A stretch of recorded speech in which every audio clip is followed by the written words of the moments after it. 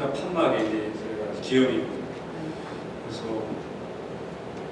설교하기 힘들어요. 그래서 어제 잘 안 들린다 말이에요. 왜냐하면 제가 숨이 차니까 강하게 발음을 못하고 가까이 대고 해야 되는데, 그래서 이 마이크를 준비한 것 같아요. 그러니까 제가 이렇게 좀 가깝게 설교를 하도록 하겠습니다. 이렇게 힘든데 어제도 노래하자고 그러고 오늘도 아이고 다 동생 못말입니다. 찬양을 좋아하는 건 제가 아는데 하필이면 이때 어쨌든 그렇게 가족이 함께 찬양해서 너무 저도 좀 기쁘기도 합니다. 그리고 제가 또 사실은 좀 긴장이 되고 특히 또 노래하는 데 있어서 긴장이 되는 이유가 있어요. 저를 지도하신 이제 고등학교 때 지도하신 목사님이 여기 오셨습니다. 우리 스승 목사님 김대성 목사님이 오셨어요. 김대성 목사님이 연대 작곡가 출신입니다. 우리 아버님 교회에서 고등부 지도도 하시면서 본성가대 지휘까지 하셨는데 얼마나 지휘를 잘하시고 멋있는 분, 다들 흠모하고 하는 대가께서 여기 오셨는데 우리가 노래를 이렇게 했어요. 긴장이 되긴 하더라고요. 사실 제가 목사님이 지도하에 참 이렇게 컸고 목사가 되고 또 신학교 교수가 되고 또 제가 목사님께 제가 그동안 얼마나 노래를 잘해가지고 여기저기 소로를 했는지 보여드리고 싶은데 몸이 이래가지고 너무나 참 반갑고 감격스럽습니다. 스승님 앞에서 이렇게 설교를 하게 되면 긴장이 되고 감격스럽게 하고 또 제 절친이기도 한 우리 박흥규 교수가 어저께 우리 동생이 하여튼 일을 잘 지쳐요. 오라고 아마도 선배인데 그냥 와서 노래하라고 오셨어요. 또 오늘 또 기도 순서니까 또 오셨고 아이고 너무나 감사합니다. 또 말씀드렸지 감사하고 이런 힘든 가운데 저는 개인적으로는 그래도 이렇게 말씀을 전할 수 있게 돼서 너무나 감사합니다. 하여튼 우리가 저도 그렇고 여러분들 그렇고 말씀 통해서 은혜를 받았으면 좋겠습니다. 여러분들 가운데는 이제 모태신앙도 계실 거고요. 20년, 30년, 40년 더 믿어온 분들도 계실 거고 또 이민 와서 새로 믿게 된 분들도 있을 것입니다. 저도 역시 아버님 목사님이신 그 모태신앙 60세까지 예수를 믿게 되고 또 목사가 되고 신학교 교수가 되었습니다. 그럼에도 불구하고 이제 신앙생활이 그 루틴이지 않습니까? 늘 같아요. 채밖에 없듯이 주일 예배 드리고 봉사하고 찬양도 하고 구제도 하고 기도도 하고 헌금도 하고 또 행사도 하고 뭐 이렇게 하게 됩니다. 이러는 가운데에 사실 본질을 잊어버리는 또 잃어버리는 이런 경우가 있다라고 저는 솔직히 고백을 합니다. 그 문제를 오늘 저와 여러분 좀 다루고 싶어요.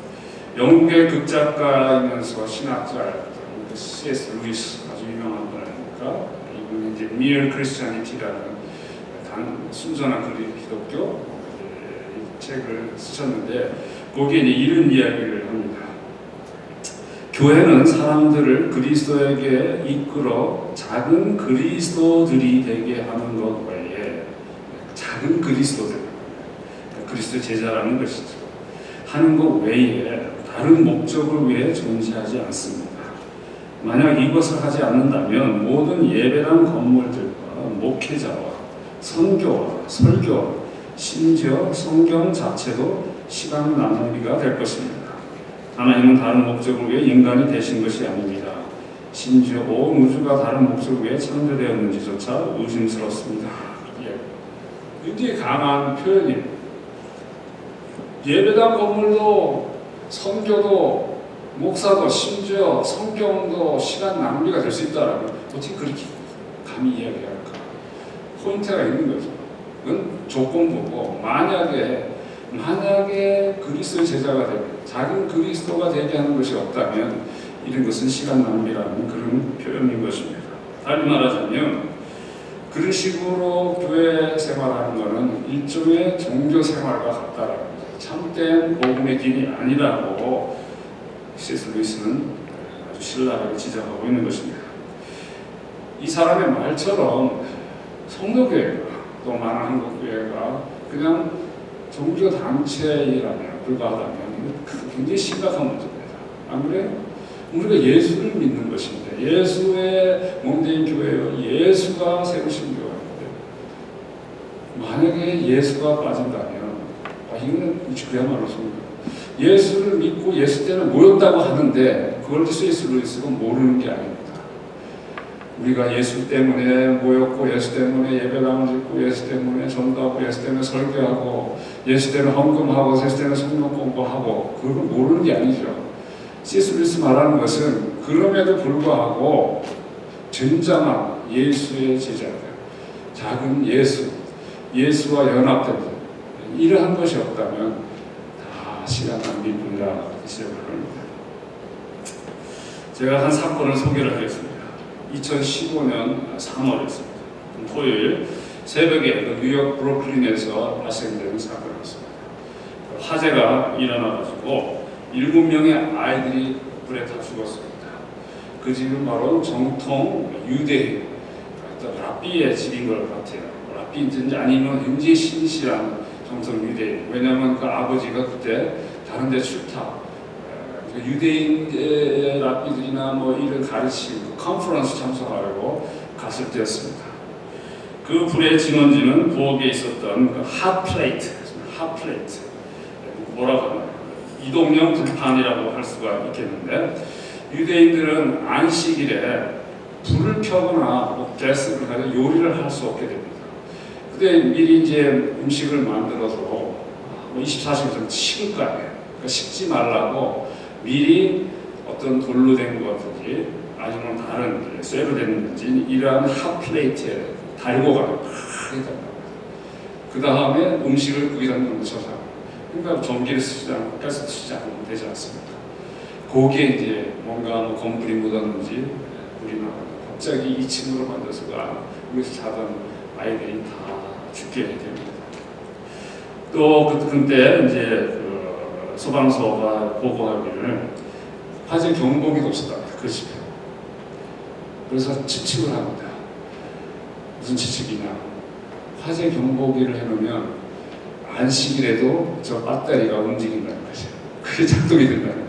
그래서 화재 경보기도 달지 않았다고 합니다. 놀랍게도 그 사건 뒤에 유대인들이 화재 경보기를 다 사서 달았다고 이야기를 합니다. 그 미시나라는 게 있습니다. 이제 율법 설명서라고 하는데, 유대인들의 율법이 있는데 그것을 자기 설명을 하는 성경보고 교리 같은 게 그런 책인데, 거기에 보게 되면 안식일에 하지 말아야 할 일들이 39가지가 있습니다. 39가지. 성경으로 충분하지 않다는 거죠. 성도들이 이거 갖고는 잘 모르니까 디테일하게 설명을 하는 게 있습니다. 몇 가지 제가 소개를 해볼게요. 안식일에 추수를 금하는, 당연하죠. 성경이 그래요. 그래서 안식일에 낙타나 말을 타고 숲속으로 들어가면 안 됩니다. 왜냐하면 들어가다가 나무 가지가 꺾이면 일종의 이것도 나무 일을 하는 거예요. 일종의 이것도 추수를 하는 겁니다.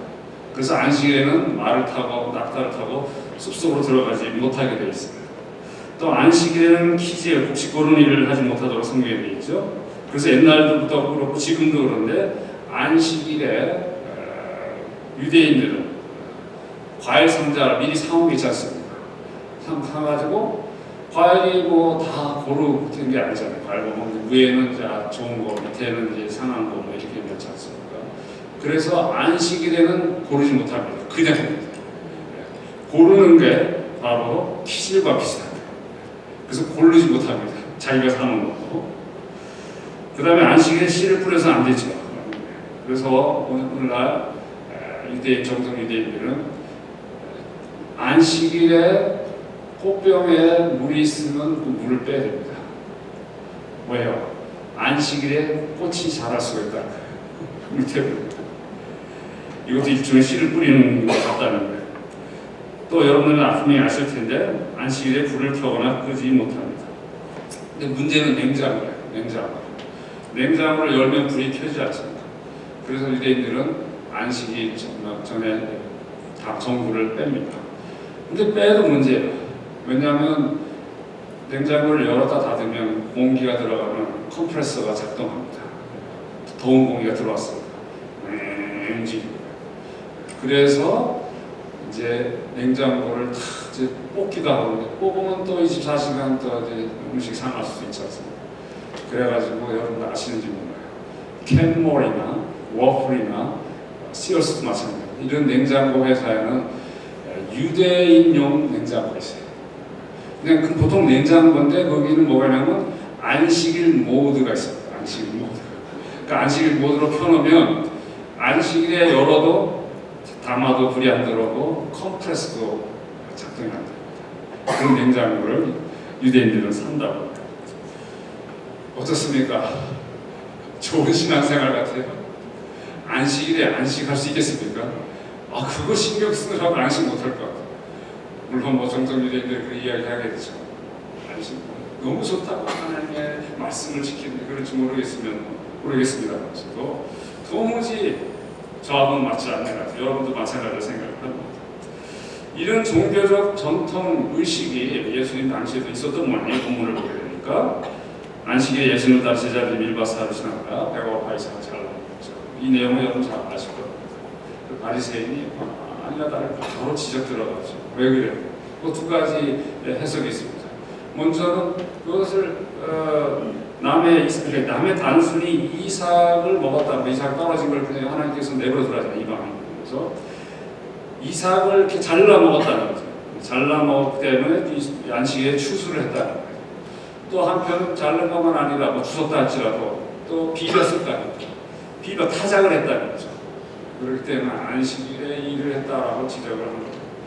예수님이 화가 나신 거죠. 정말 어떻습니까, 여러분? 야, 깝깝하구나.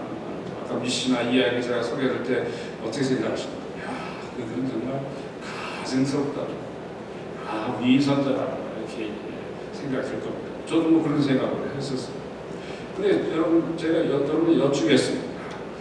왜 이런 바리새인들이, 유대인들이 위선자입니까? 가증스럽습니까?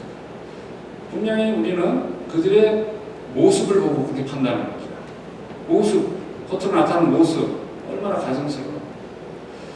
그때 말이죠. 그렇게만 판단하면 사실은 문제가 있습니다. 왜냐하면 하나님 말씀에 사람을 겉으로 판단하지 말라고 그랬거든요. 우리는 알지 않습니까? 사람을 판단할 때 정말 중심을 보고 판단해야지 겉으로 보고 사람 판단하면 안 됩니다. 그죠? 그러니까 우리도 바리새인이나 유대인들은 겉으로 좀 보고 판단한 거예요. 겉으로 판단하니까 가증스럽다, 위선적이다라고 이야기를 하고, 정말 우리가 바리새인들, 서기관들을, 유대인들을 비판할 정도로 우리의 속마음은 항상 일관적이고 문제가 없는가? 저는 좀 아닌 것 같아요. 정말 제가 위선자, 가증스럽다는 것을 아주 절감한 사건이 있었습니다. 수년 전에 우리 박 교수님도 잘 아시고 우리 동생 목사님이죠. 노진준 목사님, 아주 설교 명설교인데 이분이 캘리포니아 오셨어요. 작은 영어라는 교회입니다. 저 마침 저는 이제 우리 딸아이 때문에 캘리포니아 갔다가 친구도 만날 겸 같이 이제 예배 중에 참석하는데 토요일 지켰습니다. 딱 가는데 바깥에 헌금함이 있고 헌금을 먼저 넣더라고요. 그게 나도 헌금해. 그리고 지갑을 딱 열었습니다. 딱 이렇게 그렇지 않습니까? 지갑을 열 때 약간 이렇게 있는데 20불짜리가 없어요. 그분 20불도 안 합니다. 10불짜리 10불도 없어요. 5불짜리 하나고 1불짜리 3장입니다. 그리고 한국에서 이제 바꿔온 빳빳한 100불짜리 5장. 제가 100불 하겠습니까? 근데 8불, 알지도 못하는 교인들 같은 목사님 만나러 왔지. 그래가지고 8불 해가지고 또 달러가 또 사이즈가 같지 않습니까? 한국도 나와 달리. 알게 뭐야 하고 봉투에다 놓고 딱 옆에 있어. 봉투를 제법 두툼해요. 그래서 뿌듯하게 그냥 자신 있게 이렇게 참 넣고 이제 예배를 드렸어요. 친구도 만나고 은혜도 받고. 그 다음날 월요일이 백화점 가서 물건을 사는데 딱 100불짜리였는데 100불짜리가 4장뿐이 없는 거예요. 내가 돈을 안 썼는데 어디 갔지? 갑자기 그냥 하늘이 노랗고 100불짜리도 같이 묻어 들어갔구나. 얼마나 마음이 상하는지. 그래서 제가 그때 108번 내가 뭔지 알았어요. 108불이 들어갔거든요. 공교롭게. 가지고 막 그냥 화가 나는 거야. 그냥 괜히 막 화가 나는 거야. 그냥 백화점에서 양복 한 번 싼 거 세일한 거 살 수 있는데 알지 못하는 거 그냥 따로 만나면 되는데 괜히 참석했다가 그냥 근데 그것만 아니에요. 뭘 걱정했냐면 그 회계 집사들이 개수할 때 딱 봉투 열어보고 108불 뭐라고 생각할까? 이분은 100불이면 100불이고 1불이면 108불? 불교 신자가? 이렇게 생각할까봐. 그리고 또 무슨 생각이냐면 그냥 빠른 순간인데 그냥 이분은 믿음이 좋으니까 그냥 지갑 열어보고 있는 그대로 넣구나. 그게 공교롭게 108불 이렇게 생각하면 좀 다행이겠는데 이 생각이 드는 거야 내가. 그래서 진짜 진짜 가증스럽다지만 그 행위 보세요. 제가 마치 많이 내는 것처럼 해가지고 딱 넣는 것도 역사다. 이렇게 탁 넣고 아이고 가증스럽다. 그리고 또 넣었다 해가지고 그거 아까워가지고 그러고 싶고 또 다 지갑에 있는 거 다 넣은 걸로 생각하셨습니다. 그래서 해결했습니다. 사실 말이죠. 저는 우리 동생 목사도 지금 가만히 보니까 남 도와주는 거 잘하는데 너무 지나쳐서 제가 걱정인데 저도 이렇게 좀 아버님 닮아서 그런 게 있습니다. 11조 학교에 헌금 내는 거 말고 한 150만 원씩 정도 구제비 성교 나가봐야 돼요. 집사람이 돈을 벌어서 그런지 그래서 미라를 이사인가 30만 원 제가 쉐이크스라고 청소는 사야 합니다. 4-50만 원. 그다음 제자들 선교사 한번 도와달라고 또 기아 대책에 5만 원씩 쉐어스도 나가지고 이렇게 나가면 미라 장단제가 만들어가지고 150만 원 이상씩 나갑니다. 아니 150만 원씩 이렇게 감사하게 하면서 작은 게 108불 헌금했다고 하라고 하는 게 얼마나 가슴스럽습니까? 그러니까 이게 일관성이 없는 거예요.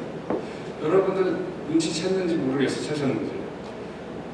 제가 얼마나 가슴스러운지 아세요? 이거 노진준 목사님 집회 때 일을 이야기하면서 제가 은근히 좀 자랑하고 있어요. 150만 원씩 부재 쓰고 있는 사람이라고 제가 자랑하고 있습니다. 그거만 했는데 저는 지금도 150만 원씩을 자랑하고 있습니다. 여러분들 사실대로 고백하면서 저는 굉장히 솔직한 사람인 것처럼 지금 위선 떠고 있어요. 뭡니까? 끝이 없는 거야, 끝이 없는 거야. 위선이라는 건요, 죄인이면 다 위선은 저입니다, 사실은. 피할 수가 없어요, 저희들은. 그러니까 바리새인들이 그래서 예수님이 지적하고 질책하고 어떤 이런 것이 아니었습니다. 예수님께서 하신 그들의 행동 때문에 그런 것이 아니라 그들의 전통적인 예식이나 이러한 모습들이 일반 성도들로 하여금 복음의 길로 못 가게 만드는 겁니다. 당신께서 복음을 위해서 십자가의 죽음을 위해서 우리를 구원하시기 위해서 오셨는데 그 길을 막으니 정말 예수님은 마치 생명을 걸고 싸우는 것처럼 그렇게 싸우신 것입니다. 복음이 뭐냐? 여러분들 오늘 말씀을 통해서 깨달았으면 좋겠습니다. 본문 12장 3절을 보면 예수님은 옛날 다윗과 그의 부하들이 제사장만 먹을 수 있는 진설병, 끄떡이죠. 떡병처럼 진설병을 먹었다고 말씀합니다. 이것이 율법을 어긴 것이 아니라고 했어요. 왜요? 자비가 있었기 때문에 배고파서 어려워하는 그들을 구제하는, 돕는, 살려주는 그러한 것이 즉 자비가 더 상위 개념이었습니다.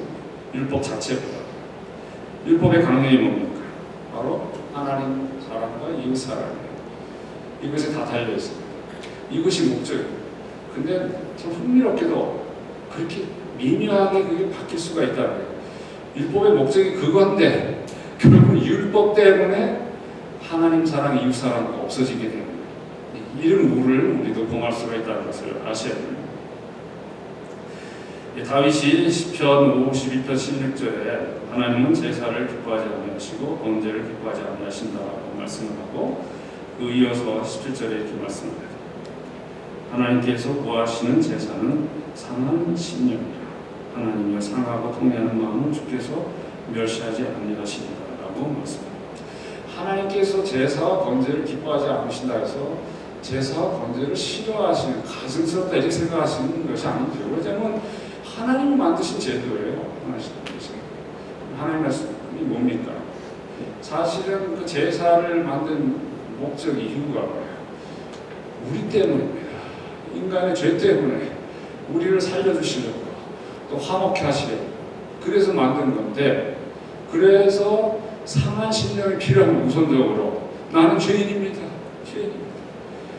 제사장도 죄인이고 율법도 죄인이고 바리새인 다 죄인인데 나는 죄인입니다라는 것은 없고 상한 심령은 없고 그냥 제사만 있게 되니 참 하나님께서 어떻게 생각하시겠느냐 그 말이에요. 제사라는 것은 사실 부수적이죠. 자비가 본질이거든요. 본문에 이어서 말씀하시기를 제사장들이 안식일에 성전 안에서 일해도 율법을 어긴 것이 아니라고 하시고 그리고 뭐라고 말씀합니까?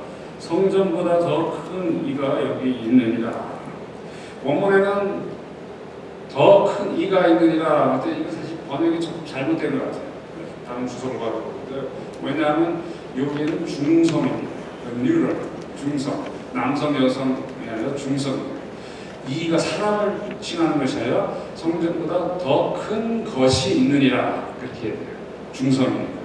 이가 있느니라고 남성처럼 예수님의 이야기한 것처럼 되는데 정확하게 말하자면 이가 아니라 것이 있다. 성전보다 더 큰 것, 큰 일이 있다라고. 물론 예수님에 관한 겁니다. 뭐겠어요? 바로 예수님 자신의 제사입니다. 그래서 물론 예수님을 의미하는 거니까 그렇게 해서 번역해도 틀린 것은 아닙니다만 아마 더 큰 의미를 붙일 수가 있어요. 성전보다 더 큰 것이 있다. 성전도 어떤 사물입니다.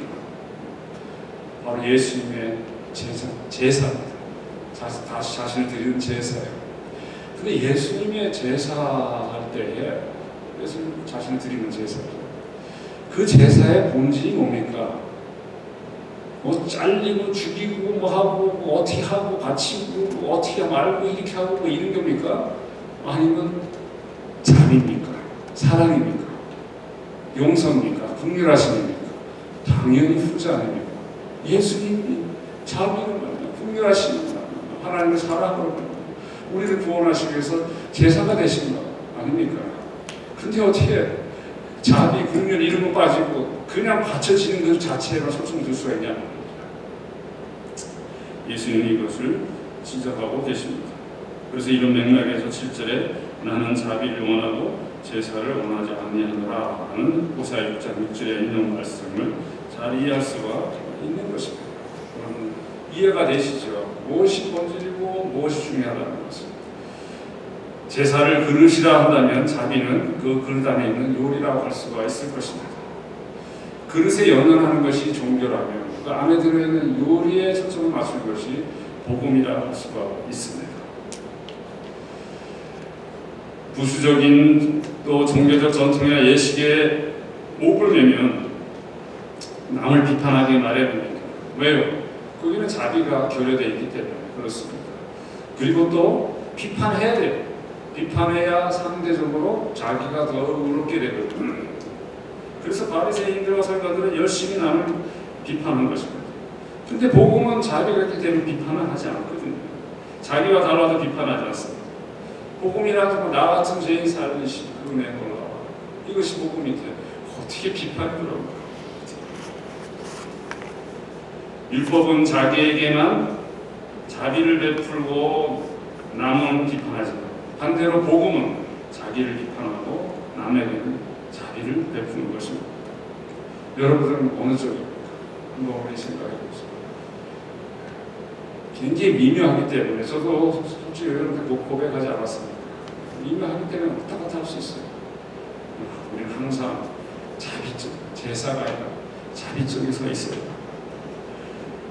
본문 11장 29, 30절에 나는 마음이 온유하고 겸손하여 나의 멍에를 메고 내게 되어라. 그러면 너희 마음이 힘을 얻으리니 이는 내 몸에는 쉽고 내 짐은 가벼우니라고 말씀합니다. 멍에와 짐은 가르침을 의미합니다. 특별히 예수님께서 바리새인들의 가르침을 빗대서 멍에와 짐, 내 멍에와 짐을 쉽고 가볍다. 저들의 멍에와 짐, 저들의 가르침은 어렵고 또 무겁다라고 이야기를 하신 것입니다. 복음의 특징은 쉽고 가벼운 것입니다. 반면에 율법과 전통은 어렵고 무겁습니다. 아까도 말씀드린 비슷한 말씀입니다만 자기 의를 드러내고 싶은 사람들은 가능하면 그 가르침을 그 멍에와 짐을 무겁게 어렵게 왜요? 많은 사람들이 못하게 만들어요. 왜요? 그래야 자기 의가 더 드러납니다. 그렇지. 나는 하는데 쟤네들은 못하는 거야. 이런 식으로 인간적인 생각으로 그렇게 어렵게 무겁게 만든 것입니다. 누가복음 18장 9절에 보게 되면 예수께서 자기를 의롭다고 믿고 다른 사람을 멸시하는 것을 비유로 말씀하셨는데 여러분 잘 아는 말씀입니다. 한 바리새인이 기도하죠. 하나님이 원하는 다른 사람들 곧 토색, 무리, 간음을 하는 자들과 같지 않고 이 세리와도 같지 않음을 감사하나이다. 나는 일에 2번씩 금식하고 또 소득의 11조를 드리나이다. 얼마나 훌륭한 기도죠. 우리는 바리새인이나 위선자 벌써 다 하지 않습니까? 그래서 그냥 머리에 안 들어오는데 그렇게 생각하면 안 됩니다. 정말 저 그 존경스러운 목사는 아닙니다. 저 같은 사람이라고 생각하면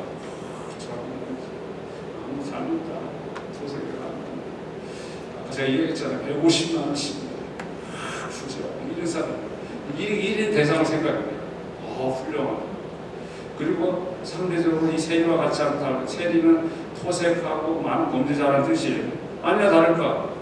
뭐라고 해요? 세리는 멀리서서 감히 눈을 들어 하늘을 쳐다보지 못하고 다만 가슴을 치며 이르되 하나님이 불쌍히 여기소서 나는 죄인이라서. 이거 사실입니다. 바리새인이 11조 내지도 않고 12조 냈다라고 금식하지도 않고 금식했다고 하는 거지 그게 아닙니다. 정말 11조 빡빡 정말 일주일에 2번씩 금식을 했다는 거예요. 반면에 세리는 하지 않은 거예요. 그럼 오늘날 기준으로 볼 때, 오늘날 기준은 아닙니다. 좀 잘못된 기준으로 볼 때에 누가 칭찬받아야 됩니까? 누가 천국 가야 됩니까? 당연히 바리새인이죠. 이쪽은 완전히 도둑놈이요, 또 가난한 자 토색하고 부재를 하는 것도 하나도 안 하고 예배도 잘 빠지고 그래요. 저 훌륭한 정승호 목사 같은 사람 뭐 어떻게 비교가 됩니까? 근데 놀랍게도 예수님은 세리를 향해서 저가 의롭다는 것 같다라고 비유해봤어요. 도대체 왜 그러시고? 예수님 도대체 왜 그러시고? 뭐 어떻게 우리 보고 뭐 하라는 거 어떻게 믿으라는 겁니까? 왜 세리가 의롭다는 것 같고 갔습니까? 나를 불쌍히 여기옵소서. 상한 심령 때문에 하나님 그거 원합니다. 상한 심령. 그래야 은혜가 됩니다. 십자가가 들어설 자리가 되기 때문에 예수님은 환영하는 겁니다. 그게 더 오늘 우리 신앙생활도 마찬가지입니다. 나에게 자비를 베풀어 주시옵소서. 나는 죄인으로서이다. 이래야 됩니다. 나는 건강합니다. 그 사람은 누가 의원이 필요하겠어요? 주님 말씀. 병든 자라야 의원이 있을 때 있다고. 몇 년 전에 성경 66권을 주석을 완강하신 고 박윤선 목사님, 박윤선 목사님, 우리 박 교수님은 한국 교회사의 대가이십니다. 여러 이제 책도 많이 쓰시고 최근에는 옥한 목사님도 힘든 소설이 출판이 됐는지 모르겠습니다. 박윤선 목사님 참 훌륭한 분입니다. 끝나고 여쭤보세요. 저도 지금 박윤선 목사님 잘 알아요. 왜냐면 제가 청진에 가면 합신에 있었거든요. 박윤선 목사님 세 분. 근데 몇 년 전에 박윤선 목사님의 따님이 책을 냈어요. 책을 냈는데 기가 막혔습니다. 제가 읽어보세요. 그냥 청소까지 우리 아버지는 위선자였습니다. 바리새인이었습니다. 아이고 맙소사.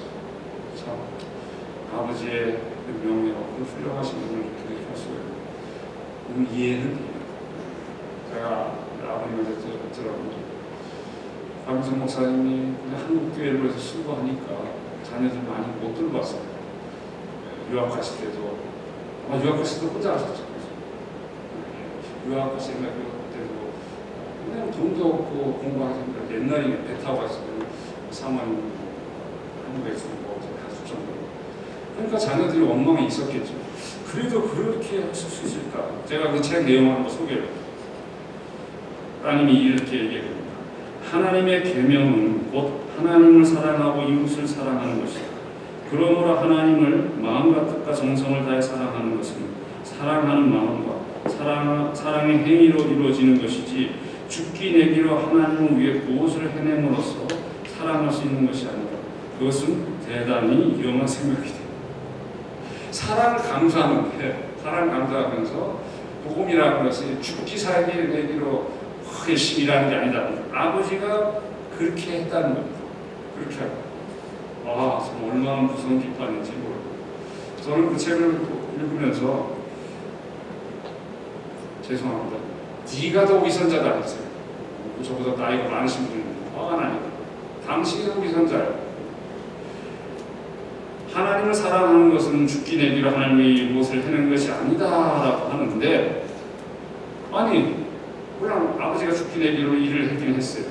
근데 그 아버지가 그 사랑하는 마음이 속에 있지 않았겠습니까? 왜 겉으로 판단하냐 말이죠. 아까 제가 이야기한 것처럼 왜 겉으로 판단해요?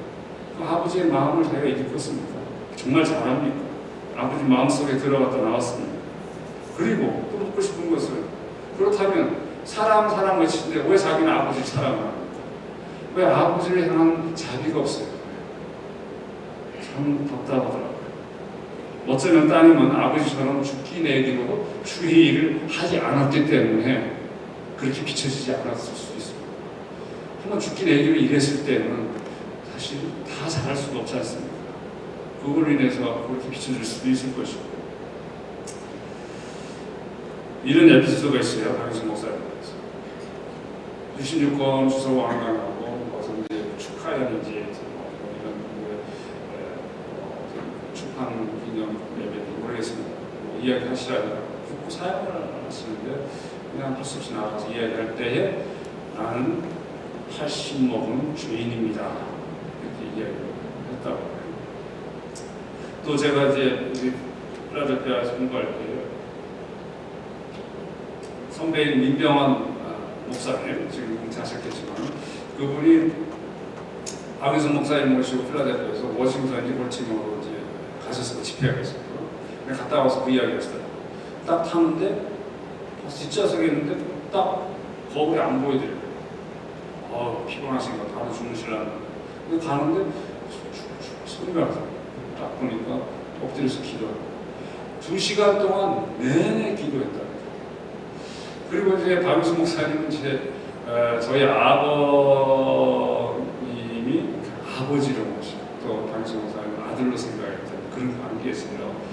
보시는 나누면서. 왜냐하면 저희 큰아버지가 이제 박유선 목사님하고 거의 동년배이시는데 같은 사범학교 다녔거든요. 그래서 보신데 이제 면접 볼 때 딱 감사해줘 장애죠 정소를 안 가서 우리 형님입니다. 네가 소와 동생이가 너무 반갑다. 그때부터 이제 거의 이제 아들처럼.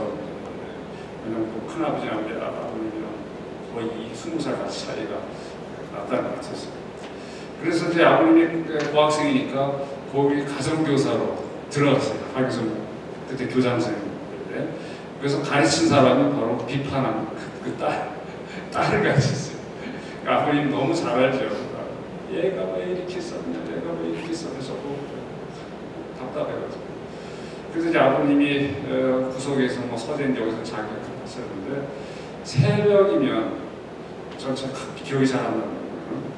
아마 새벽 기도 가기 전 1시간에 전에 일어나셨다는 것 같아요.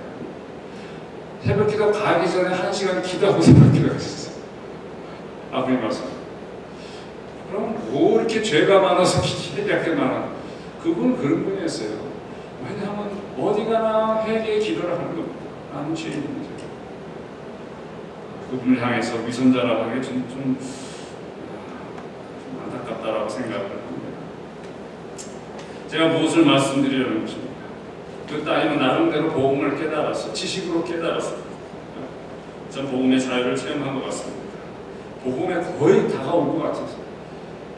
근데 아깝게 거의 다가왔는데 이 자비라는 것이 얼마나 본질이란 그거를 깨닫지 못해서 그렇게 아버지를 비방을 했던 것입니다.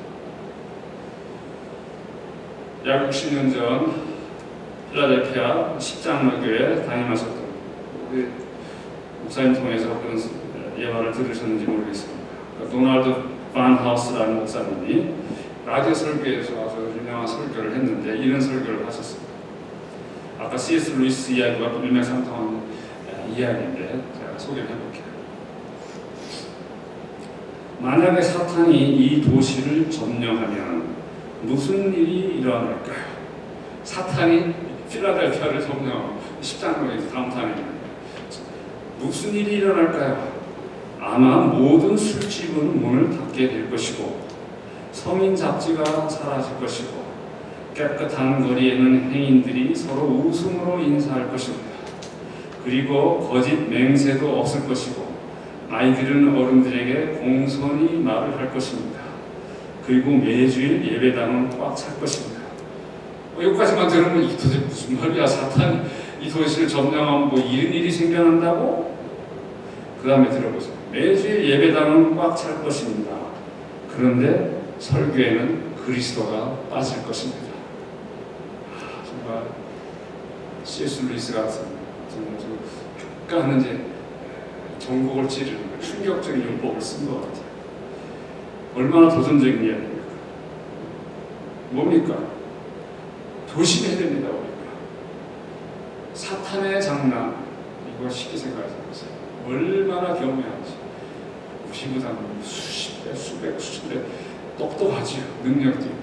근데 예수의 십자가에서 그냥 절절절 무서워서 떠는데 우리가 조심해야 됩니다. 십자가 붙잡지 않으면 어떻게 이 교묘한 사탄이 어떻게 유혹하냐면 하여튼 부수적인 것에 목숨 걸게 만듭니다. 건물에다 또 예배에다 성경 공부에다 구제에다 예살에다 부엌일에다 부엌일이라는 것이 저도 한국에서 목회를 해보고 부엌일 때문에 그냥 얼마나 힘이 든지 모르겠어요. 6살 사람 부엌일 때문에 사람 나고 싸우고 그래요. 어쨌든 부엌일 다른데 이거에 목숨 걸게 만들어요. 사탄이. 그래야 그게 바꿔야 예수 그리스도가 빠지거든요. 그래야 복음이 빠집니다. 우리 조심해야 돼요. 일부러라도 우리는 더 복음을 붙잡아요. 아까 C.S. 루이스도 그렇고 바나스 목사님도 그렇고 저도 그렇고 이야기 드렸던 봉사와 구제와 헌금과 찬양과 기도와 건물과 이런 게 중요하지 않다는 뜻이 아니라 그럴 리가 있겠어요. 이것은 그릇이거든요. 예수님을 잘 담으려고 복음을 잘 담으려고 하는 겁니다. 그거 필요하죠. 건물이 있어야 됩니다. 주례교가 있어야죠. 도움이 있어야죠. 구제가 있어야 돼요. 헌금이 있어야 돼요. 당연히 성령권이 있어야 돼요. 당연하죠. 근데 그게 예수가 빠진 내 의를 드러내는 그 도구로 사용될 수가 있다는 것을 우리가 조심해야 됩니다. 오늘 많은 한국교회, 이민교회가 이런 불을 범하고 있지 않는지 우리가 돌아봐야 할 것입니다. 정말 예수께서는 자비를 원하시는데 우리가 자비를 드러나니까 그냥 제사의 목을 매는 것은 아닌지 모르겠습니다. 그러면 우리도 바리새인처럼 되는 거 아닙니까? 우리 텅 그 빈 그릇, 그 그릇 붙잡고 따라 싸우지 마. 그 빈 그릇에 예수를 꽉 채워야죠. 십자가를 꽉 채워야죠. 복음을 꽉 채워야죠. 자비로 가득 채워야죠. 이것이 참된 신앙생활입니다. 이제 말을 맺겠습니다. 우리가 하는 모든 신앙의 모습들이 텅 빈 그릇처럼 되면 되겠습니다. 무의미하고 내 종교심만 만족해하는 형식이 되어서야 되겠습니다. 정말로 유의미하고 하나님이 영화롭게 하는 신앙생활을 하기 위해서 그 부수적인 빈 그릇을 아까 말씀드린 십자가, 예수와 복음과 자비를 가득 채워야 합니다. 바리새인처럼 남을 비판하거나 판단하지 말고 오직 그것을 하나님께 맡기고 그냥 우리는 예수로 만족해야 합니다. 예수만 높입시다. 예수께만 감사하십시다. 그래서 교회 생활, 가정 생활, 직장 생활, 우리 모든 삶에 정말 기쁨과 감사가 넘치고 그리스도로 가득해서 하나님께 영광이 되는 그런 복된 삶을 살고 저와 여러분 주의 이름으로 축원드립니다. 아멘. 기도하시겠습니다. 하나님, 우리가 회개합니다. 우리는 죄인이로서이다. 여기서 떠나서서 하는 고백을 하기를 원합니다. 그렇지만 사도 바울처럼 내가 죄인이기 때문에, 죄 중에 죄수이기 때문에 내가 그리스도를 더 알기를 원합니다. 부활의 능력을 더 알기를 원합니다. 또한 고난에 참여하기를 더 알기를 원합니다. 날마다 죽는 우리 모두가 되기를 원합니다. 오직 십자가만 붙잡고 보혈로만, 오직 복음으로만 살기를 원합니다. 정말 우리를 자비로 베푸셨으니 우리도 자비로 가득하기를 원합니다. 그랬을 때 십자가가 높아지고, 십자가가 개입되고, 십자가가 유의미하게 되고, 십자가가 힘을 얻고, 십자가가 높임을 받고, 또한 세상에 십자가가 전파가 되는 줄을 저희들이 아오니 정말 십자가에 합당한 삶을 사는 우리 성도교회 또 온 성도들 되게 하여 주시옵기를 간절히 바라고 원합니다. 추호라도 복음을 가리는, 그 복음의 빛을 가리는 장애물 놓지 않게 하여 주옵소서. 우리는 부족합니다. 온전치 못합니다. 그래서 교회가 필요하고, 그래서 성령의 역사가 필요하고, 그래서 말씀이 필요하고, 그래서 보혈이 필요한 것 아니겠습니까? 우리는 죄인이 아닙니까? 죄인이기 때문에 우리가 모였습니다. 우리가 언제든지 참 주께 용서함을 받을 수 있는 이런 복음 때문에 용기를 얻고 왔습니다. 그러니 우리가 죄인이니 다른 사람 비판하지 않게 하옵소서. 다른 사람 판단하지 않게 하옵소서. 오직 자비를 베푸는 십자가만 붙잡고 나가는 우리 모두가 되게 하옵소서. 감사하고 예수 그리스도의 이름으로 기도하옵나이다. 아멘.